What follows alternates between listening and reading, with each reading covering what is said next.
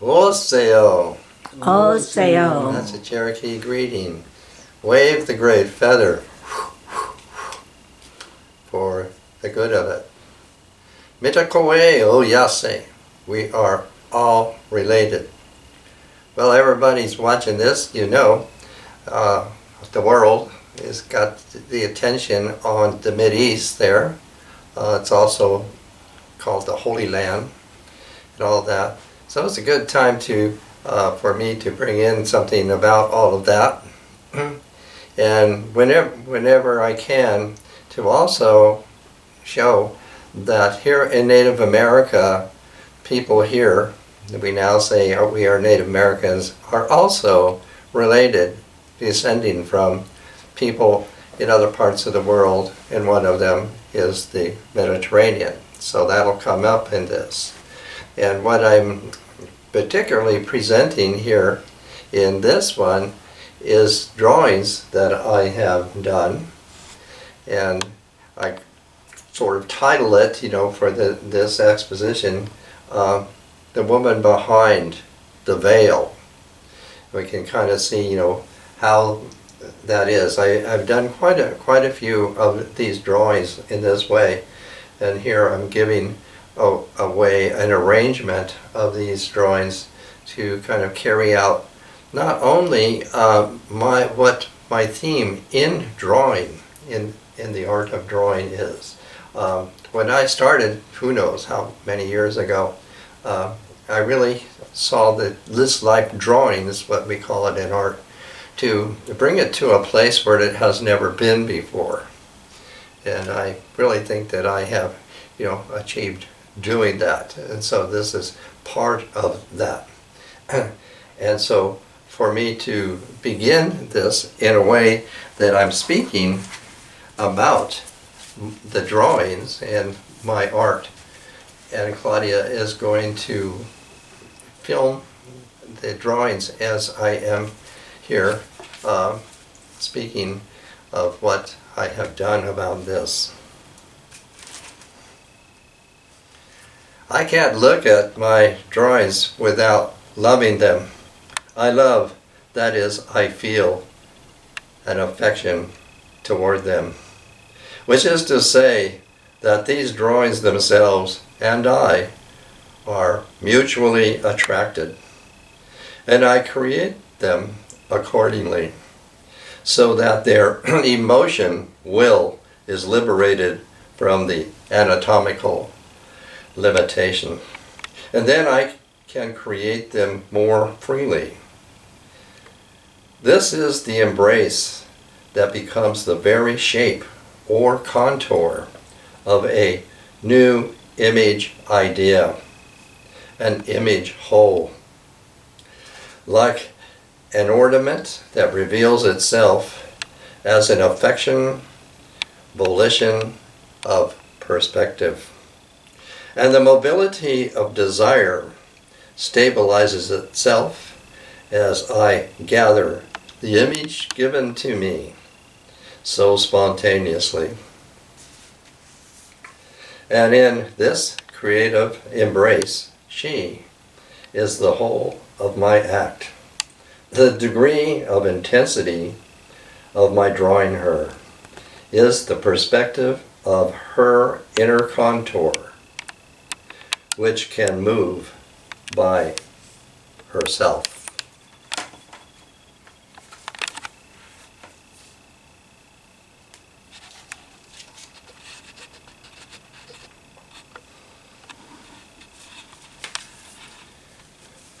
So kind of as a running theme, I've picked the veil, and the people that, you see women wear the veil. We have a lot of people now here in this country. We see them about in San Diego like that, who are definitely wearing their faces veiled in different ways than they are from the Mideast. So we would think some of them certainly would be from Arabia, and there are other women who are not Muslim who wear similar attire with their faces uncovered. The Arabic name for the face veil is niqabs.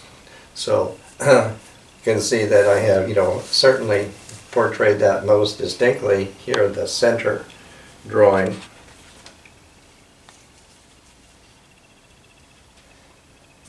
And then you can kind of come up here and see this drawing I have here. Definitely I have the niqab on this woman here.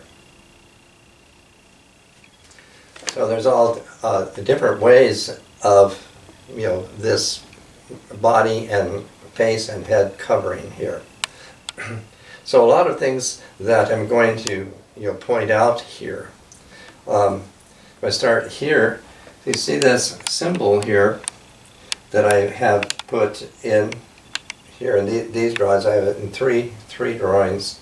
The Arabic name for this is Al-Cesar. Al-Cesar meaning brightly blossom bright, something like that. It is the symbol for the presence of the mother goddess. Basically put it that way. So all of this theme is going to be the presence of the feminine, throughout the cultures of the Mideast from time immemorial, and continuing as they have appeared here in my drawings. The Hebrew name for the same thing, we're trying to say that the same thing, is Shekinah. The Shekinah basically translates very similarly as bright countenance or little face. And you can look right over here. I made this here to say little face. And speaking a little bit more about the Shekinah, because it is so developed and has such a long history on what we call in the Hebrew culture, the Hebrew side of things. And so to dwell a little bit on that, I can come down here and look at this little display I have in miniature. And we're going to have to speak about Moses. Moses seems to be the Egyptian name Musi, meaning emergent serpent. But originally, as the story goes, his circumcised right name is Yakitil. That seems to be a coincidence with the people we know as Yaquis. We are also padrinos of the Yaquis, that is, Batawachi, and that's why I have this here. What I'm depicting here, this figure here, is the daughter of the Pharaoh. This is over here on the Nile somewhere, and she is the person who goes down to the river and finds Moses, the infant Moses. He is in a tule basket or cradle, and he's nestled there in the reeds, and so that she is the one who rescues him. Part of this is that the people called the Yaquis, so it's a coincidence that Moses' first name is Yakitil, which sounds very similar, like that, are themselves amalgam of Egyptian Copts and also Greek and Hebrew. So they seem to have, in this sense, originated on the Nile in a place known as the Place of the Scorpion, which they also use on insignias in their paraphernalia. And they also immigrated to Spain, Iberia, and so they somehow mixed with the Pharisees from Judea, and the Greeks were there. A lot of different people were there. And the names used in Yaqui ceremony, like Phariseos, definitely show that evidence. And also in Yaqui, the ceremonial time of the Passion is called Batnaka. So the subsequent names that all coincide here with this Pharaoh's daughter, her name is Batya, meaning the daughter of God. Yah in this language denotes God. So that's why I put her here, again, to show the relation, at least, of the Yaqui people and their culture and religion to that part of the world, so that she is there because she is the one who's the first one who sees and recognizes with Moses this feminine spirit, Shekinah, who is very predominant all through the Jewish or Hebrew, Judaic culture and story. And here I've made it in miniature, as Moses was found in a tule, a basket. I have a miniature tule basket, and there's a little infant there for Moses. And here, hovering over the basket, this is an ancient image of the Shekinah. And she's with Moses totally throughout his life, and that he, when he departs, the earthly plane, she takes him in her wings and takes him to the hereafter. And even continuing with the Ark of the Covenant, she is always a part of that, sometimes hovering over it. The Ark of the Covenant originally was made of the tules to make the tabernacle. So the tabernacles are meant to be modeled on the original one that was made of tules. So here the miniature tule basket with the image, an ancient image of the Shekinah, that all of these go together here. Now we go all the way over here to this one. Here you see the woman dramatically raising a sword. This is Arabic, the sword. And this is the insignia, as I'm showing here, of, we're saying, the goddess Fatima. Fatima, then the sword becomes her symbol or her emblem.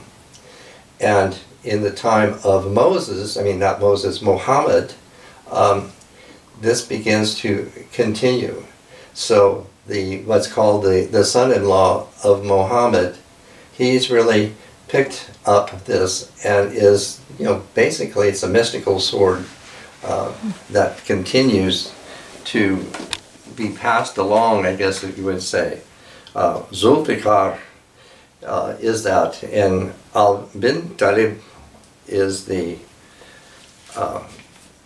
beginning of the people called the Shiites. The Shiites, they're the followers, or they're the portion, or they're the faction, like that, and that they see themselves as the authentic lineage, and that this continues. We see it in the news, the name of the Shiites, and conflicts with the Sunni.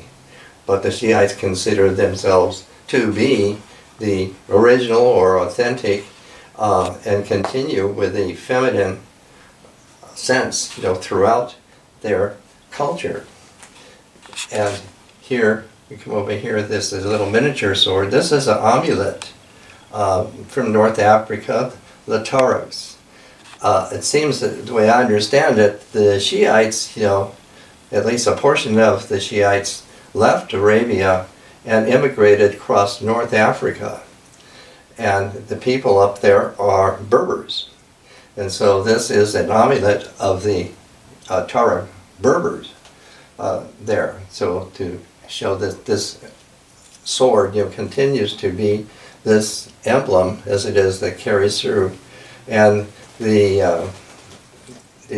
people, I'm trying to say, Berbers and Shiites like that, get all the way over there to what we can today think about like Morocco, and across the isthmus, across there where the Rock of Gibraltar is, who is named after the Berber general, Tabrik Kabrik, and Gibraltar, and into Spain, where they continue to expand in Spain there. So Ali as the way the history looks, is, the main founder of the Shiites, who have very much carried on the feminine part, of Islam. And here we come down here, and I have this on display. This is the chalice of the moon, and in this theme that I'm speaking of with the Shiites, that it is the receptacle of the ancestral spirits. And so it is very fertile, a very fertile image in the Shiite Muslims. If we can have that correctly. I put this little figure here. The very early image of goddesses, which were very fertile, is called, something like Ashtar, and she's usually figured, rather nude and somewhat slender like this. And she was, for a very, very, very long time, the main, quote, fertility goddess. We can have all of that. Now with the idea of the veil, we come over here to what I've put together here. In Arabia, Mecca is said to be the birthplace of Muhammad. There has long been, before Muhammad, a shrine there. It's called the Kaaba, basically, the cube there. And inside of it, there is a black stone. It was from early on considered to be this stone, the black stone of the goddess Sheba, or called the Old Woman. My grandmother had a little black dog, and she named it Sheba after that there. And so it is reported that this stone somehow has an image that we call the Yoni image this way. Now, I'm not sure if the stone itself inside is actually veiled, but the building itself is veiled. It's a brocade black veil. And so that's the way that I have figured it here to give that idea. And the veil of the Kaaba is Kishwa. So rendering it that way. And over here, I have a really neat little figure. I'm not sure exactly where it's from. Could be Berber. But I found it anyway in the thrift store here. That is, the Sahara thrift store. So somebody from over there has brought it through. So to say just a little bit more, if you caught this drawing up here, where you can see my figure of the Al-Cesar is very prominent. So all the ways that it appeared in these drawings to signify the invisible presence of the goddess, as the way we can, the mother goddess, anything like that. And again, where the Hebrews have something similar like that with Shekinah, the Shekinah is very, very developed throughout the Hebrew culture, its history, and so forth. That people from over there came over here, and one of the people that the Americans have adopted the name Zuni, the Zuni. Again, that's not their name. They actually go by the name that the Egyptians know them by, and Ashui, written in the way that Egypt writes that, meaning the travelers. Who they are is that they're Berbers. They are definitely Berbers, and their language definitely shows that they are. And they are from, where we would now look at Morocco. There's the mountains there called the Jejura Mountains, and that's where they're from. They know themselves originally to be the Cabal. And Coronado, the Spanish explorer pirate like that, who definitely launched an expedition against these people who live in the very western New Mexico.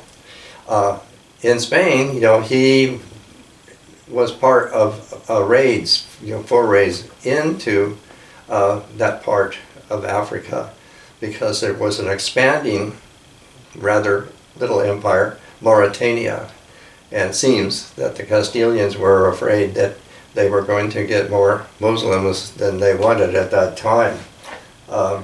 So in his journal, Coronado's journal, he definitely knew that these people, who are called Zuni, were Berbers. And even he has written of the Zuni women that they dressed the same as the women there that he knew in Morocco, in the Jejura Mountains. Whether those women wore veils or not is not mentioned. And I haven't seen any depictions of Native Americans wearing veils like these. But to just show you the coincidence, this basket here, this is from Morocco. It's made of sika grass.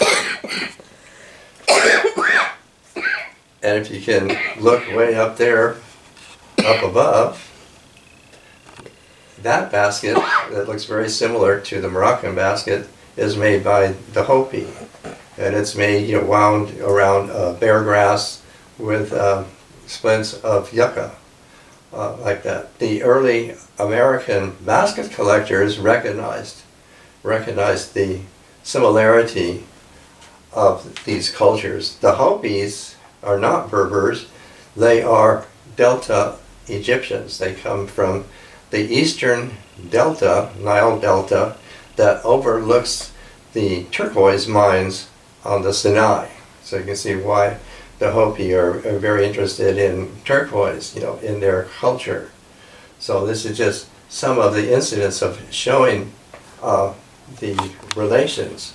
The Spaniards also, I guess Coronado, named this place where the Zuni now are as Nuevo Granada.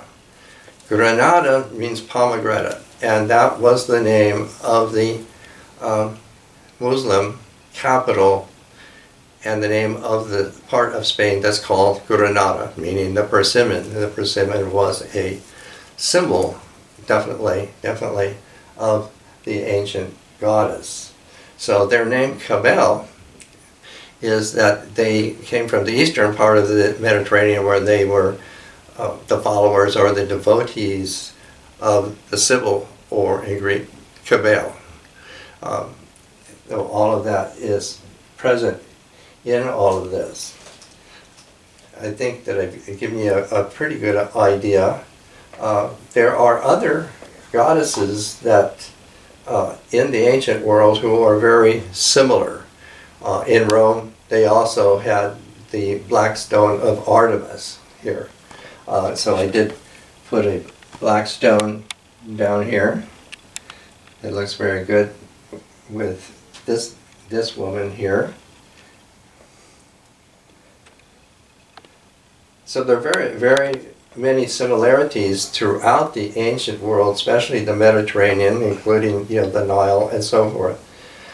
It all became eclipsed, and as it did, only in certain senses and remnants in the Arabic Islam and the Hebrew Talmud or the Kabbalah have the feminine continue to be in that. Currently, in the news and everything, they're using this word meaning anti-Semitism. The word Sem, from Semitic, is actually meaning the name Shem, and that's how it's pronounced in Hebrew. Shem, in the legends that we have, Noah, meaning restful place, and he built the ark, that figures in that story, and one of his sons is named Shem, and that's become the name. All of these people there of the Mideast are all Semitic speaking people, not only the people that are Jews, the Arabs, the Egyptians, the Berbers, and it has variations. The Phoenicians, many people are Semitic people or Semitic speaking people. So the similarity of all this has come into divisions that really weren't there in early times, but have become more pronounced in our day. So, for all of that, I want to introduce a piece by Allen Ginsberg. I'm going to put this up in just a minute. I never was in the presence of Allen Ginsberg, but Tim Britton, who is definitely the man who hosts these talks, puts on his site. He and his partner David Cohen, did visit with Allen Ginsberg. I think it was in his apartment, and David did take some photo of him, which he gave me, and I had it up on my wall. It must have been a Polaroid because it eventually faded away, but they had the wonderful privilege of that. Allen Ginsberg, for our time, our age, is certainly a touchstone of all of this. And his poem I'm going to read in a minute, but I want to put his picture up in the place of this basket.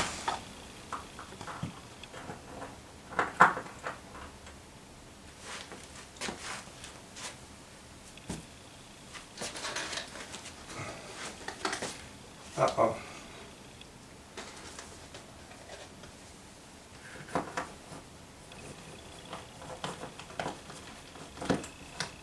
I think we got it. Yes. So here's Alan.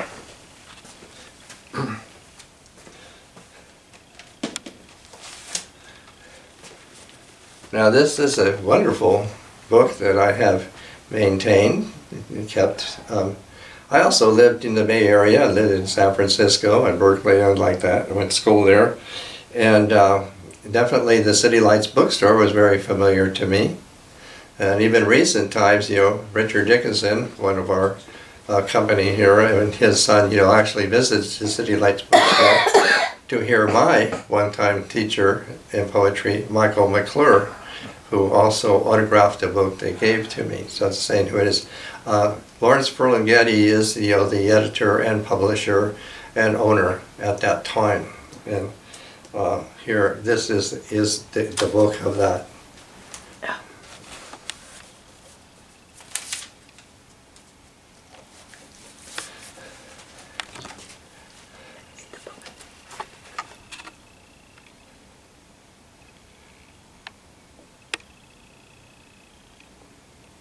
The picture on it is called the Thelonious Monk. I think he's a famous jazz person here.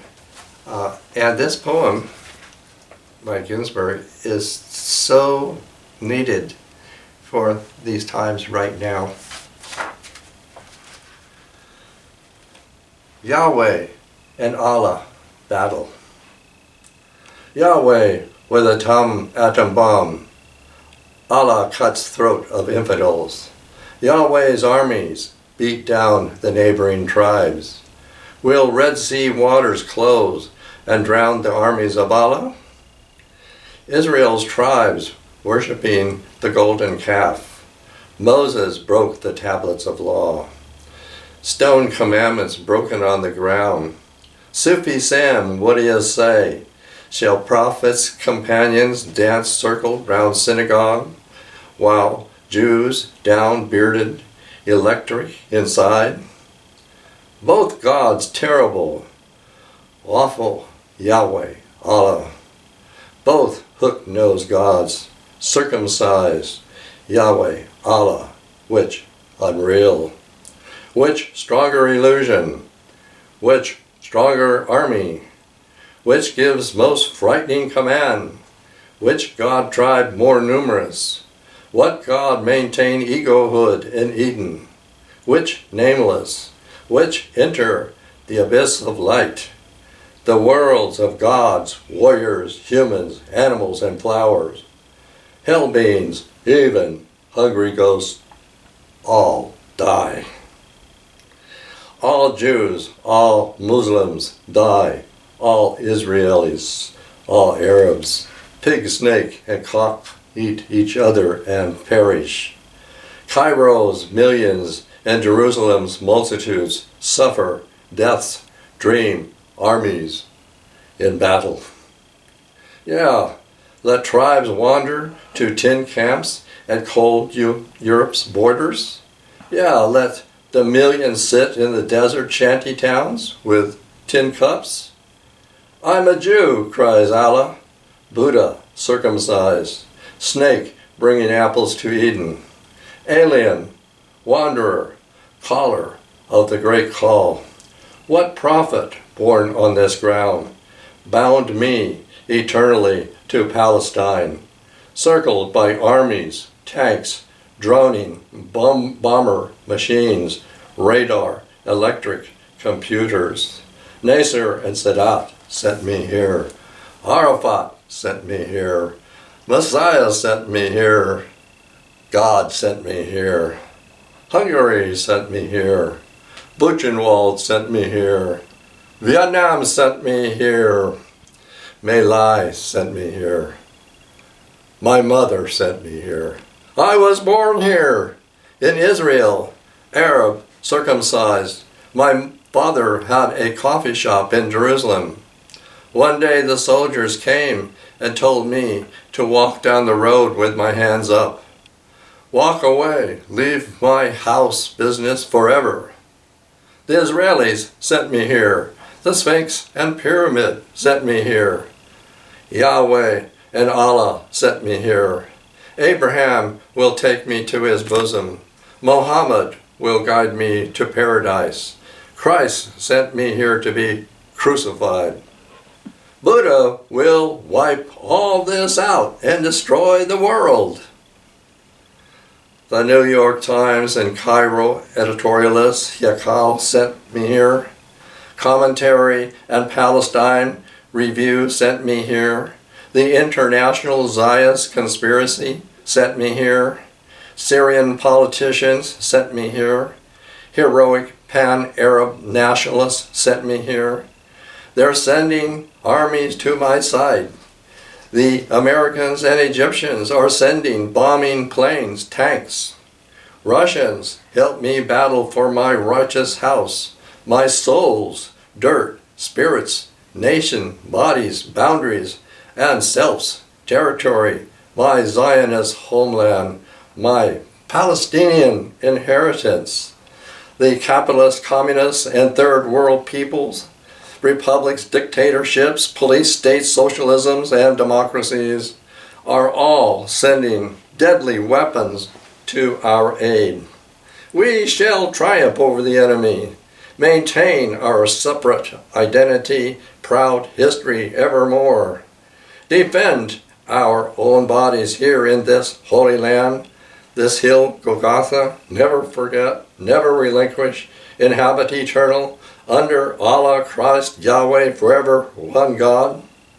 Shema Yisrael, Adonai, Eloheinu, Adonai, Echad. Oi, ha, hu, oi, ha, hu. Shalom, Shanti, Salam.